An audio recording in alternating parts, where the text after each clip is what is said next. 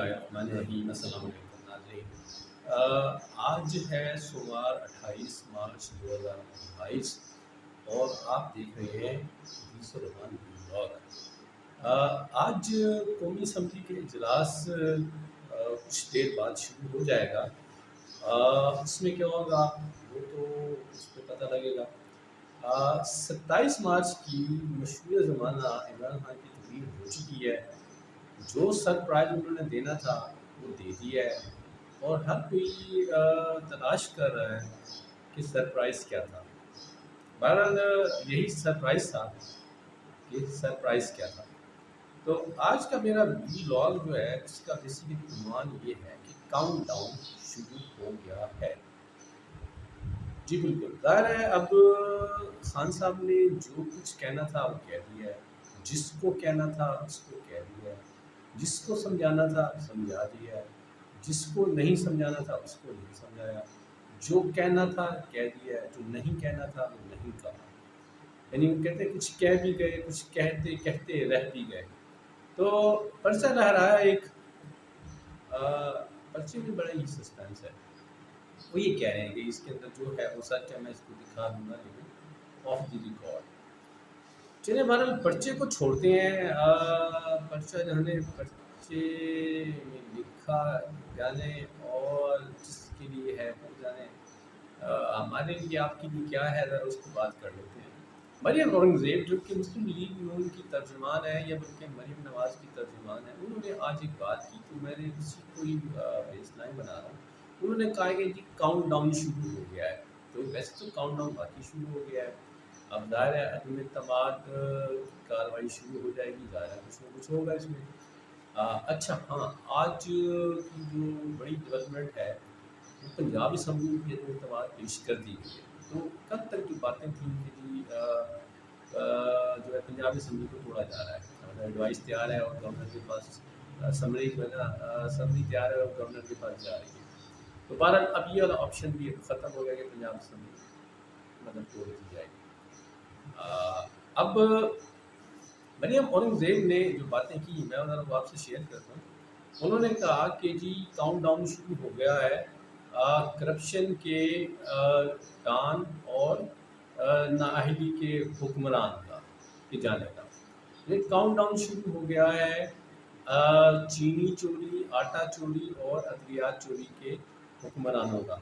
Count down شروع ہو گیا ہے 60 لاکھ لوگوں کو بے روزگار کرنے اور 2 کروڑ لوگوں کو خط غربت سے نیچے لے جانا ہوگا۔ کاؤنٹ ڈاؤن شروع ہو گیا ہے ملک کے قرضے کو 52,000 ارب کی ویلیو تک لے جانے والے، اور بھی اس طرح کی باتیں کی۔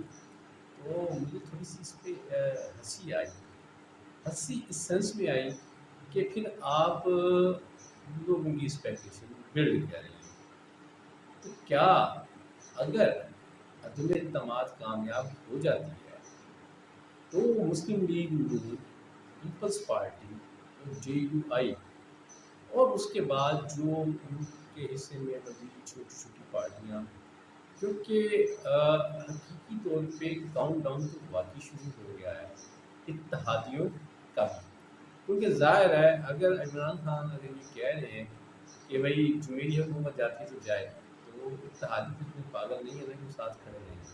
اب بھلے یہ اتحادیوں کو انگیج بھی کرنے کی کوشش کریں لیکن اتحادی کوئی رہے گا نہیں۔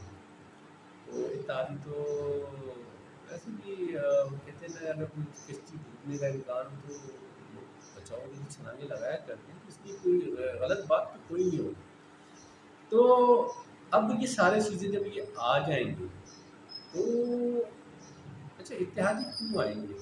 کوئی بہنوں سے دور کوئی بینیفٹ لینے کے لیے آئیں گے، کیونکہ وہ بینیفٹ معاملے میں بینیفٹ تھا، وہ بینیفٹ اس جیسا اس سے تھوڑا بہتر یا ایٹ لیسٹ اس کے لیول کا تو ملے گا تو بہتر آ جائیں گے، بلکہ زیادہ بھی آئیں گے۔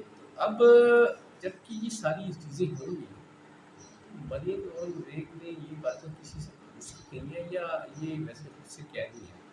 کیونکہ اگر یہ ان میں سے کوئی چیز یہ ڈلیور نہ کر پائے، جو کہ بڑا مشکل ہے ان حالات میں ہونا، تو پھر ان کے بارے میں کیا کہا جائے گا؟